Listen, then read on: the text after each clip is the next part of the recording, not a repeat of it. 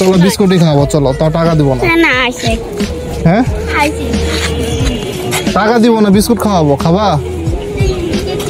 আসো কেক নিয়ে দিচ্ছি, চলো আসো। আমি তাকে নিয়ে যখন কেকের দোকানে দিয়ে যাচ্ছিলাম, সে আমাকে বলতেছে আমি এখান থেকে নিব না, সামনে থেকে নিব। দেন আমি বললাম তাকে যে আমার তো ট্রেন চলে আসবে, তুমি এখান থেকে আপাতত কেক নাও, পরবর্তীতে দেখা হলে আবার কিছু না কিছু খাওয়াবো নি। তো বলতেছে ঠিক আছে, সমস্যা নেই। তো এখান থেকে আমি যখন কেকটা নেই, নেওয়ার পর তাকে তো দেওয়ার জন্য নিচ্ছিলাম, সে আমার হাত থেকে কেড়ে নিয়ে সে তার মতো চলে যায়। দেন আমি একটা কথা বলার জন্যই লাস্ট কিছু ভয়েস দিচ্ছি।